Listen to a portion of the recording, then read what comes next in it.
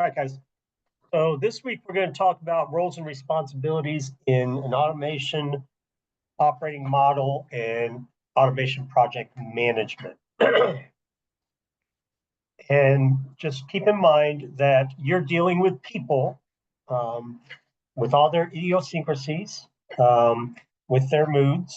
Some people may be low performing in your project. Some people may be overperforming. Some people may be a little less detailed as other people. And unfortunately, I'm sitting in a hotel room in a creaky chair, so forgive the noise. But it is your role in automation project management to work with all those different idiosyncrasies and all those different personalities and bring them into a cohesive team. And probably one of the biggest factors that impact the success of a project is people, and motivating people and communicating with people and communicating honestly and transparently. All right, so we are on session 2, roles and responsibilities. That is today. Now remember, like I said last week, these are not prescriptive, they're suggested. Not all these roles are going to be available in your organization. And if you've been like me in automation, you may wear one or all of these hats at any different time as you're building and as you're developing and as you're building pipeline and such.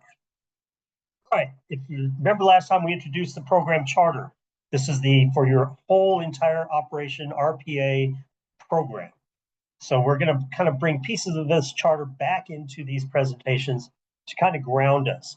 So part of your program charter is people, roles and responsibilities in your program. 4 different distinct categories would be sponsors, your COE, stakeholders, supporting components. Supporting components we'll talk about in a minute. But these people, these people in this,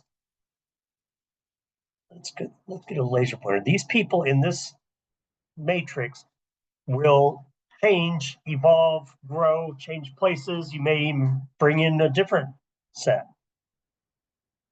Let's talk about our sponsors. These are the people that are giving you the money, the FTEs, full-time headcount equivalents, the resources, the computers, the systems, the access. These are the people that are making your automation journey possible and your automation program possible. And these people are what we would consider in our RACI matrix as being informed and consulted. These are the important people in your automation journey. Let's talk about stakeholders a little bit. Stakeholders can be pretty much anybody. It could be an end user. It could be an outside entity. It could be a supplier. It could be one of your vendors. It could be one of your consumers. A stakeholder could be a regulatory agency if you're working in the federal government or if you're subject to regulations by the federal government. It could be your team members, and we'll talk about that in a minute. But stakeholders are the bread and butter of your automation journey and of your automation program. They're going to help you with your strategy. They're providing you resources and such as that. It is very important when you're talking with your stakeholders, you're identifying your stakeholders, that you broaden your mind and consider any possible stakeholder. And this is where we start to use a RACI matrix in project management, is we're identifying those that are responsible, accountable, consulted, or just giving or informed.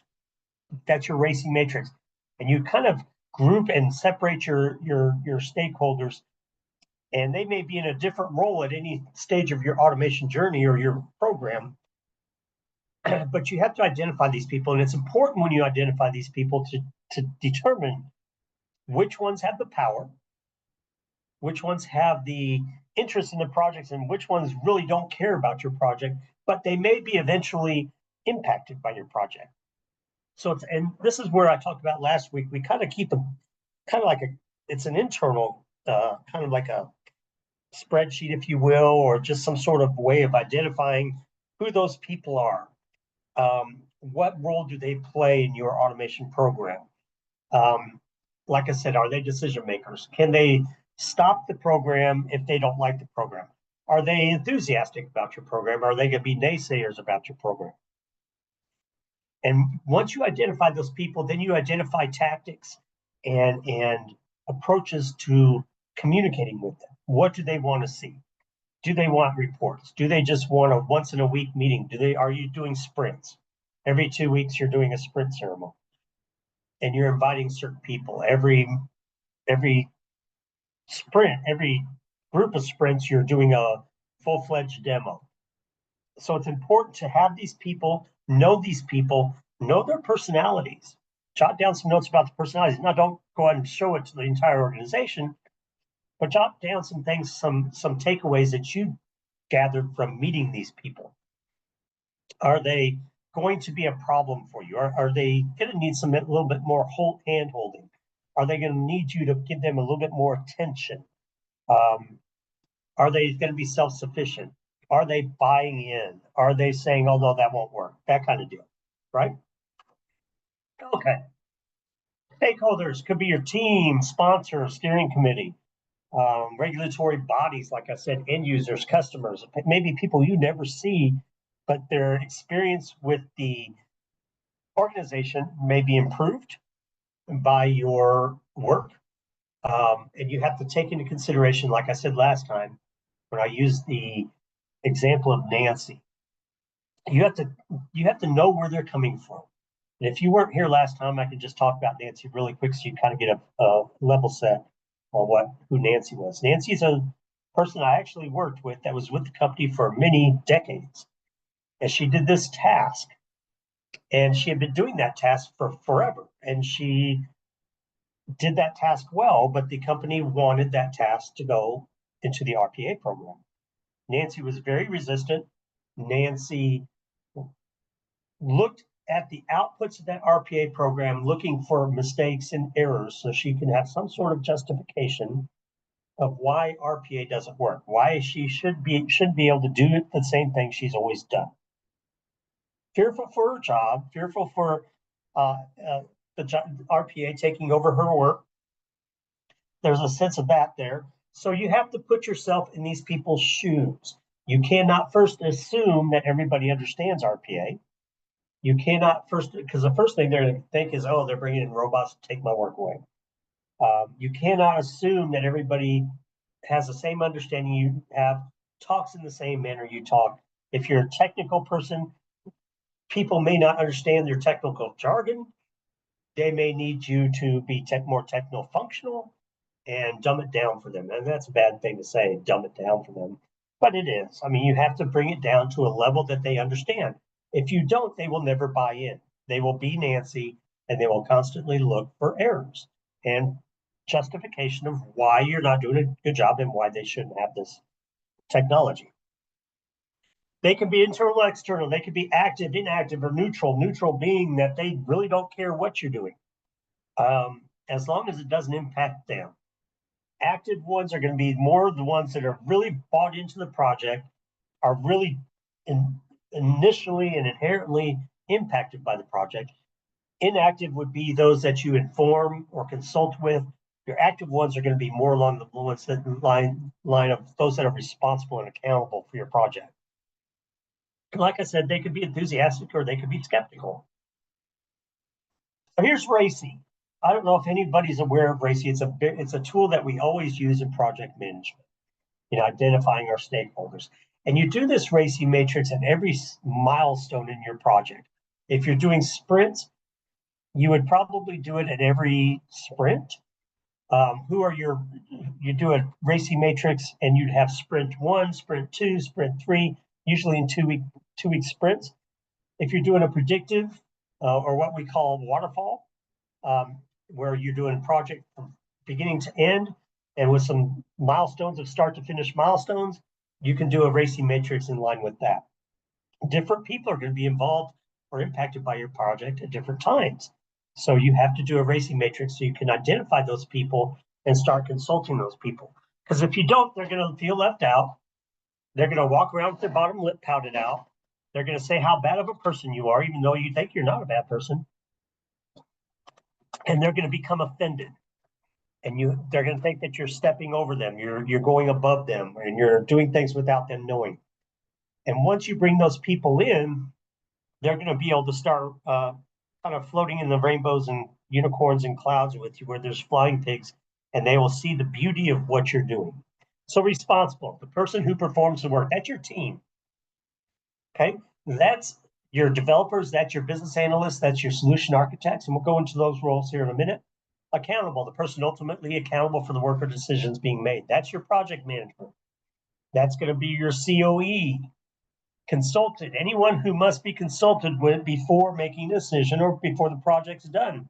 These are the people you're going to demo to. These are going to be your high level people. These are going to be the people that are giving you the money and the resources, the headcounts and the systems and the capital, whether it be human, technological, or time, to do what you're going to do. These are the ones you have to consult, and you probably have to consult with these people quite often. They're going to be a big part of your racing matrix because they want to be in that all the time. If you do Scrum or if you do stand-ups, you want to invite these people. Now, it's their choice to come or not, but you want to invite them, because I will tell you, I've been on several stand-ups where out of the blue, my CEO is on the whole list there. You may have 30 people on your list, and you can see them on Teams and hit the arrow, and you go to the end. My CEO will be listening to a Scrum. You wouldn't think that's a big thing, but try and find a CEO that has time to listen to a stand-up, because that person is involved in the project. And informed, anyone who must be informed. Downline and upline impacts. Big deal here. Process owners. Big deal here. These are the people you have to tell what you're doing all of the time. They have to be informed of your project. All right. Let's go into some roles, and we'll try to delve into these a little bit. There's I'll probably finish a little bit early today, because this is the next two sessions will be a little bit more involved, in depth, and very information heavy. So I'm kind of giving you a little bit of a build up to that. Project manager is involved in all the stages. We talked about the stages of your automation last session. Your project manager is involved in everything. Your project manager not only has to manage the people, she may even set up a structure where they have a project manager, lead developer, or lead BAs, trying to filter the people issues up through a buffer area before it gets to the project manager. Your project manager is the one that's going to all the meetings. Your project manager is your ultimate face of the program, of your project. Your project manager is going to be the first person they yell at. Your project manager is going to be the first person they praise. So your project manager is involved in every stage of your automation. The overall, from beginning and kickoff till hypercare, your project manager is there all the time. Your project manager does all the scheduling, ensures all the documents are done, and he's your primary person that signs off with the client or your group or the process owner at the end of the project. That's your project manager. And if you've ever been a project manager, or you've ever worked in a project manager with a project manager, you can surely appreciate how busy these people are. Business analysts, we talked about this a little bit last week.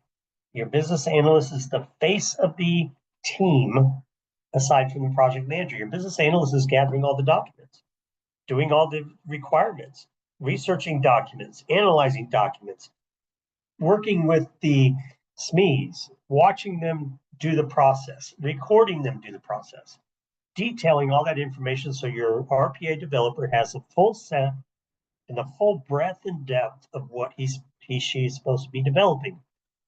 Your business analyst is one that prepares all the documentation with the help of a solution architect.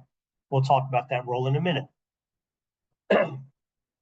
Builds those relationships. Your business analyst cannot be someone that is shy and sits at their cubicle the entire time, emailing people, calling, setting up Teams meetings to talk with people. They have to get their face out there. They have to make relationships. They have to laugh with people. They have to learn who these people that they're getting this information from really are. They have to build those relationships. BAs, the good BAs, are the BAs that laugh, the BAs that really work with people, share lunch with some of the people they work with. Those are your BAs. BAs are responsible for inputs and outputs. They're responsible for the UAT creation, the test scripts, the test process, the test scenarios, and test cases. Your BA builds all of that. Your BA will also be your first line after development of testing. We always use a BA to test before we turn something over to UAT. We never go from development, functional, or what I call alpha testing straight into UAT. We do BAs first because a BA knows that process just as much as they should know, let's put it that way, that process just as much as that SME or process owner does, because they've worked with those people to define that process, the as is and to be's and all of that in between. So your BA should be your first testing point. If it doesn't work, you don't want it to get past your BA. So we always use a business analyst. If you're lucky enough to be in an organization like I am now, where we can pair a business analyst with a developer, then you're blessed. Sometimes business analysts are working more than one project, as they can get a little harried. And that's when what we do at our organization is we cross-train. If you're an advanced developer, you're also going to be a certified business analyst, so that we can be a little more flexible. You can jump in when a business analyst needs someone to jump in. Solution architect. This is the guy that is your lead advisor, your lead person. It's kind of like what I do on projects. I am the person that does code reviews. I'm the person that makes sure that everything's annotated. I'm the person that sets up the standards for all the developers to build by on that particular project, depending on your client. I'm the one that helps populate the PDD and make sure it's right before it goes on for approval with the process owner. We never, as you're aware, we don't turn a PDD, an unapproved PDD, over to a developer. I help to start building the SDDs. I work with the business analyst to do the UAT planning. I'm the one that reports on metrics like KPIs, ROIs, or what we call return on bots. I make sure that all the security clearances are done in the systems. I'm the one that has to make sure that everybody has the access they need down to the refined level that they need that access. I define the architecture of what the program's going to be like. I tell the developer, you're going to build this in 6 different modules, and each module is going to have this part in there. That's a solution architect. They're more rare to find in some commercial organizations, having a solution architect. UiPath does offer a certification in solution architect. They're usually going to be developers that are highly skilled developers that have been developing for a while and have also done the business analyst part. That's your ideal solution architect. They will not be developing let me take that back. If you're on on a project that has a lot of automations, a lot of expectations, and a lot of outputs that have defined due dates, then a solution architect is not going to be developing anything. The solution architect is more like the coordinator. It's more like the guy at the car dealership that sits behind the bullpen and says yes or no, or helps the salesman to make deals. That's your solution architect. All right. We all know what a developer is. We do development. We do drag and drop. We do document understanding. We do AI. Your developer needs to be fully knowledgeable of the UiPath platform or any other system that they're using, because your developer is putting that code into that system or into that platform. They need to be aware of the tools that they have available to them. Now, I'll tell you a story. And I may have mentioned this last week, but I'll mention it again just in case I am old and fell asleep between now and then. We just interviewed for a big project we're starting, and I was in charge of being the primary interviewee of developers. When we do interviews, our candidates have to do assignments. The business analysts have to do an assignment. The developers have to do 2. Well, 2 out of 3. They're given 3 possibles. They have to do 2 of those. When I teach it in high school, the high school kids get a weekly assignment. In college, the college students get weekly assignments. we do assignments, and they are required to send those assignments in before their interview time. And we evaluate those. I evaluate those, and me and a group of my developers evaluate those assignments. We look for things like annotations, code, labeling, RE framework, exception handling. But more than that, we look at the use of LinQ, the use of regex. And if they use regex or LinQ, did they explain what that regex and LinQ is doing? Because if you've ever worked in an organization, any organization, people come and go. And if you're in a group that builds for other clients, eventually you're not going to be building that anymore. You're turning that over to somebody. You're not going to leave somebody at that organization for the rest of the duration of that organization's life. So we want to make sure, and like I tell the developers, there are multiple happy paths to getting something done. The happiest path is the one that's most easily understood, where someone can look at a regex that doesn't know anything about regex, look at your annotation, and understand what that regex statement's doing. If you can't annotate and document that regex in that form and fashion, so that a layperson that has no idea what regex is, then you don't need to use the regex. Same thing with LinQ. When we do group by function of X and Y and things like that, you need to explain that so that that support team or someone that's coming in after you, let's say you won the lottery, are you coming to work tomorrow? I'm not coming to work if I win the lottery. I'm going to go home here from Austin, Texas, and lay in bed and take a nap that lasts about 4 days. You want to make sure that if you cannot explain it, if it's too complicated, you find the next happy path. That is the simplest that you can use. That is key for any automation program, key for any automation developer, any automation project. So your developers responsible for coding, your developers, and here's the other thing while we're on coding. There's the ability in UiPath not to use drag and drop. You can actually do some code. You have to remember, if you choose to do that, you have to do a lot of explanation of what that code's doing. If you're one of the developers like me, that's old school, and we're going in there, we're building our code like we did in Visual Basic, then you need to explain everything that's happening there, right? So you're also be responsible for the developers responsible for building the runbook, the instructions for the end user. How do you use it? What is it doing? What steps are in there? What does each of these do? What's the output? What's the input? What's the input have to look like? How does it have to be structured? How can you change it if you can change it at all? And what's the output going to look like? That's the runbook. It's the instruction manual. You don't have to be a technical writer to write an instruction manual. You need to be able to explain what that automation is doing. Otherwise, they're going to think you're the worst developer in the world if you lead that project and 2 weeks later it breaks, right? That's not going to come back directly to you. It's going to come back and go directly to your boss, and it's going to roll down. You know how snowballs get bigger and bigger as they roll down the hill. By the time it hits you, you're going to be flattened like Wile E. Coyote in the Roadrunner. So you want to be able to write a very good run book, your solution design documents, and you're also in charge for break fix. And you may think that I built this, it was tested in UAT, now it's in hypercare, and then it's going to be fine. I don't know how many times, and I'm sure we've all experienced this, where the production environment somehow is a little bit different than the test or the dev environment, even though it's not supposed to be. And so you're going to be involved in hypercare. That developer isn't. I say you, I mean the developers.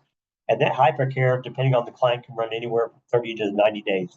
And the word hyper means that that's the priority when something breaks, is that break. All right, let's talk about infrastructure engineer.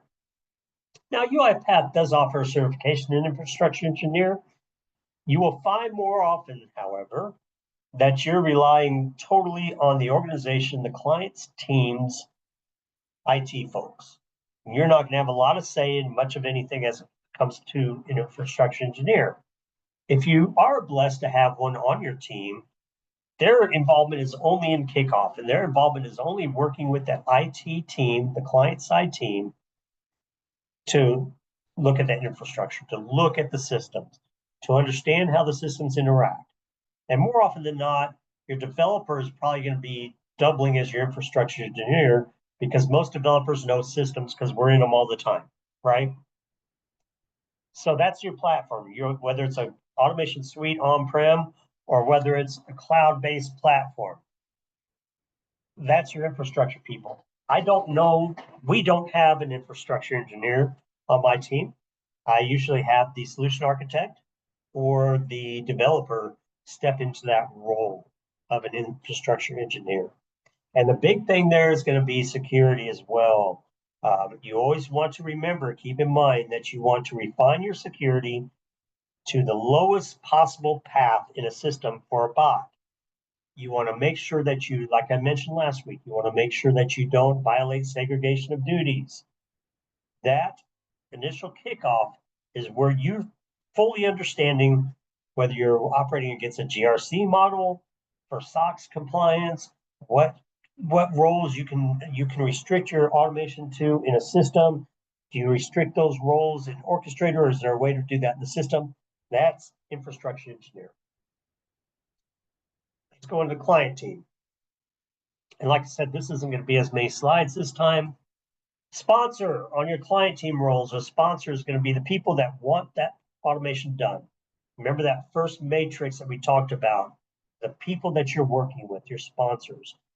These are people that have a very high level view of what an automation project is.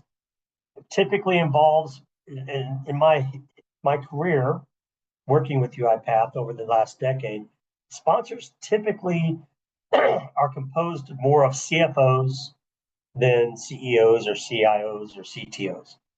It's usually the chief financial officer that goes to a seminar or a presentation and says, heck, we could use this. And that sponsorship is usually the CFO. And that sponsor's role is then to drive that buy-in with their leadership team. And that doesn't always happen. Sometimes the separation of duties and the role descriptions at that high executive level preclude a CFO or any other sponsor from actually being able to communicate that program as they heard it at the seminar or the presentation that they were given. So the sponsor is involved from the beginning of your automation projects to the end of them. And keep in mind, an automation program can include many automation projects. The sponsor is going to be more concerned with the program than the projects. They want to know, are you on target to finish this whole program by the date that you said you were? What are going to be the delays? Why are we delayed? Is it your side or is it my side? If it's my side, what do I need to do? If it's your side, what are you going to do about it? They're the ones that are going to rehire you next time. They're the ones that are going to talk about you word of mouth. So your sponsors on the client side have to become your besties. You have to make sure that you're calling each other and talking for 2 hours a day about Miss Millie down the street type of besties. And the way she painted her house green with pink trim. That's your sponsor. You have to be best friends with your sponsor. Client project manager. Now this can become very complicated relationship.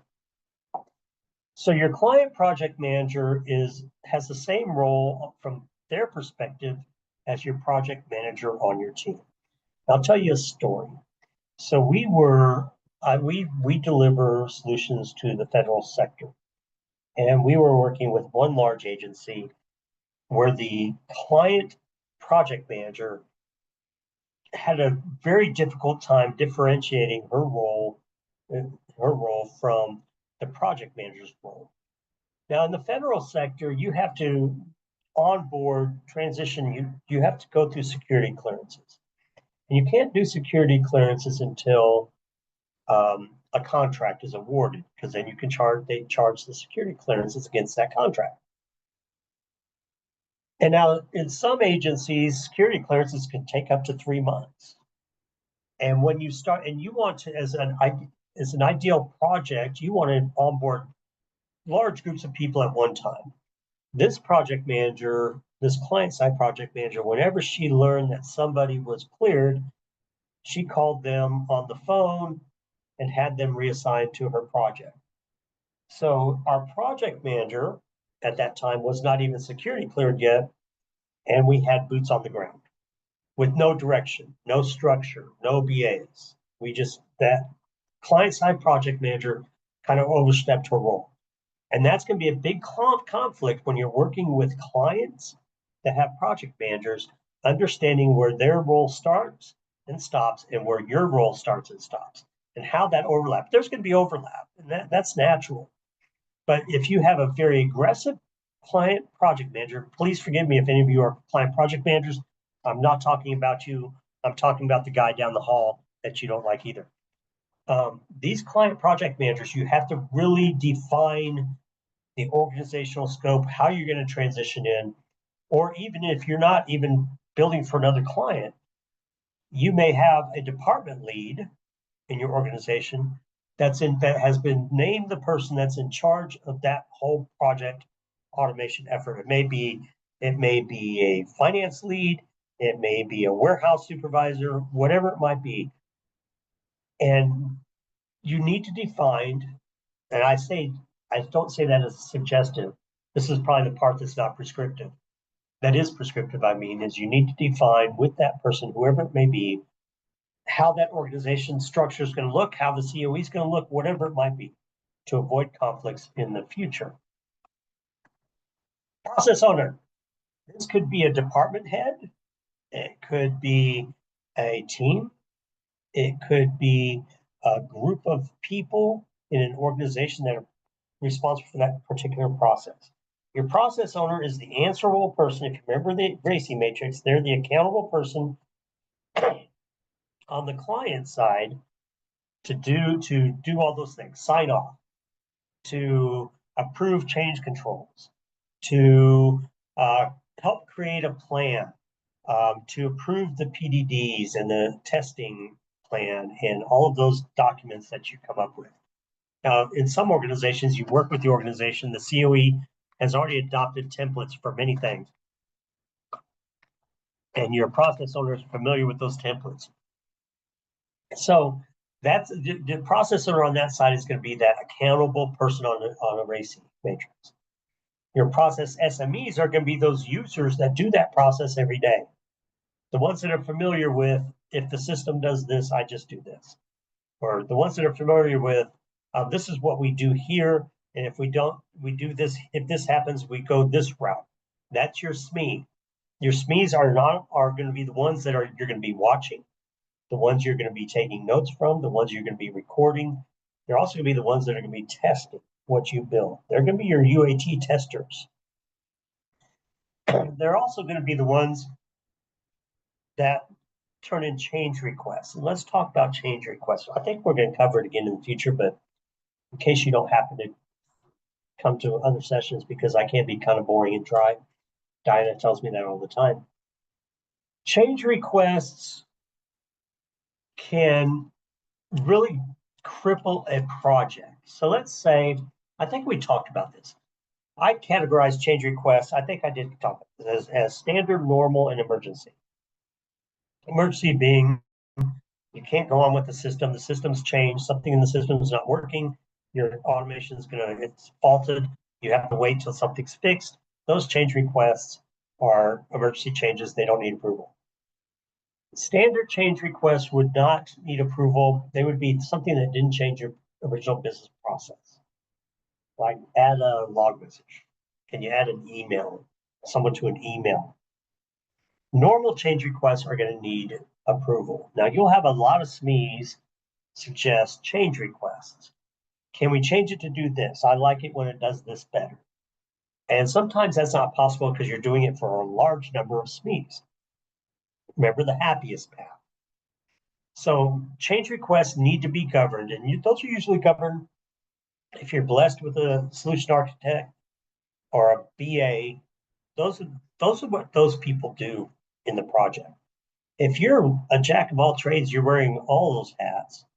You just need to be really careful on how you handle change requests. You can't, some things need to be going to the backlog, right? So they may come, you may have built this, and they say, can we change how this happens? Well, you've given them an MVP product, right? Minimally viable product, no technical debt, which means the product, the MVP is exactly what was prescribed in the kickoff and the signed documents and the PDD. And now you want to add this whole other functionality to it. That's something you put in the backlog. That's something you say, well, we'll put that in the backlog and we'll prioritize that. So that's your process SMEs. Very involved in the process. You don't need to be besties as you do with the process owner, but you do need to be able to understand and to kind of corral in their lofty ideas. Client IT team, this is going to be that person or that team of people that are going to do your deployments. They're going to do your code repositories or your branches if you're using Git, Azure, what is it called? Azure, I don't remember the name Azure uses, or any of those kind of code branches. You don't get a play in those. That's what they do. They're the ones that are going to determine what systems you're going to use, what access you use. They're going to work with your IT person if you have one. If not, they're going to work with your solution architect if you have one. If not, they're going to work with you as a developer at the beginning in the kickoff of this project. Remember, you have a kickoff for every automation, not just a kickoff for the program. Let me take that back. That could depend on, I've seen it happen with some client-side program managers. They do one kickoff and then smaller sprint type deals, ceremonies. But the client IT team, and they can be the most resistant because client IT people tend to take a lot of ownership in their systems and their stacks. So you really have to be able to navigate that politically, navigate that well. Support and ops managers. These are going to be the people that are going to look at your code after you're out the door or after you're gone from the company, and they're going to look at your code and try and figure out what you're doing. These are the people that are going to read your annotations, your run book. So your SMEs are going to read your run book, but your annotations, your run book, and try and determine what those are doing. This is why we annotate if we're using LinQ or we're using a select statement or we're using even an assign equals business rule exception is null. This is why we annotate. This is why we tell them exactly what's doing. If you have a regex, you're saying the look behind's looking for this and all and that kind of deal in your annotations. You're explaining that to them so that they can go in there and look at it and support what you've done. I think I did finish. Anybody have any questions? I think we have like maybe 10, 15 minutes. And like I said, these first two were a little bit not as dense in information. They're just kind of like a prep course if you've ever taken a UiPath Academy course. They're the foundational stuff. The next two courses are going to be heavy in information, and I will try and go slower in the next two to make sure you get it. And the next two probably won't have a lot of time for questions and answers because there's so much to give. Any questions on these? Yeah, I don't see any questions in the chat, but if anybody wants to take themselves off mute and ask any questions, please feel free to.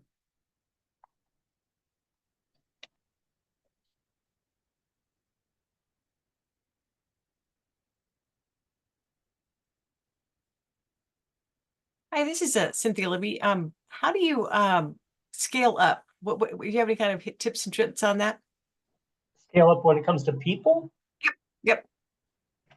And originally, in my experience, what an RPA program originally doesn't even have a COE. It's usually one person, and that's doing all the work. That RPA developer is wearing all the hats. As you start to do your proof of concepts and get more adoption, and you're moving from doing something for one individual or a small group of individuals, one or two people, with that proof of concept, then you're going to start getting more traction in your backlog. And that's when you need to approach and say, okay, I need a business analyst. There's no hard set rule, Libby, to this. I mean, Cynthia, there's no hard set rule that says, okay, if I have 10 automations, I need 2 business analysts. If I have 20 automations in my backlog, I need 3 developers and 5 business analysts. If I have this full flung program, I'm working on one now where we have to have 105 automations done in a year and a half. In that kind of program, you're going to say, I'm going to start big, right? I'm going to start with a lot and then pare down, right? You always want to make sure that you have too many resources than not enough, because then you're scrambling around. So that's going to a lot depend, Cynthia, on what kind of automations you're doing, how complex they are. Now, even your process owner, your SMEs, and your client side are going to have a different definition of complexity. And those, when you're doing a kickoff, that's where you need to define and come to an agreement on things like what complexity is. Is it low complexity, medium complexity, high complexity? Are they quick wins, low hanging fruit, or you have some long-term improvements that are going to be not immediate? They're going to be complex, but the payoff is not going to be as much. That's where you really need to sit down with the process owners and determine their priorities and the complexity and agree on those definitions. And that way you can gauge what kind of resources you need on the team. Now, you may gauge, Cynthia, that you need 10 developers and 12 BAs. Mm-hmm. Saying you need that and getting the funding for that are 2 different things, right? Right. So really, as the project manager and as the sponsor, as a project manager sponsor, even the solution architect, you have to be in constant communication with who holds those purse strings, right? And you need to justify that. And that's when we come up with things like business cases. I don't know if you've ever written one of those. A business case for each automation saying, this is why we need this. And this is what it's going to take. And this is how complex it is. We've agreed with the process owner on this complexity. It touches 5 systems and it touches 20 screens. And it's more complex. I need more staff if you want to make your goals of having these delivered, right? Mm-hmm. So there's a lot of subjectivity in that. No, you gave me some good ideas. Thank you so much. Yep. Thanks, Cynthia. Does anybody else have any questions?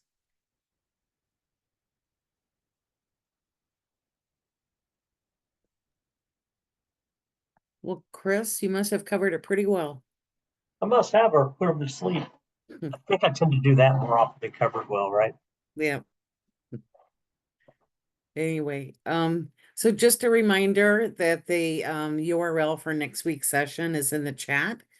And again, if you have any other topics you'd like us to cover, please let us know. We'll be here next week. And we hope you guys have a great week. And Chris, thanks so much. You're welcome. Take care, everybody.